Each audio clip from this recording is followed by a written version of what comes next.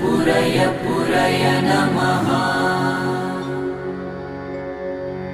ॐ ह्रीं श्रीं क्लीं श्रीं कुबेराय अष्टलक्ष्मी मम गृहे धनं पुरय पुरय नमः।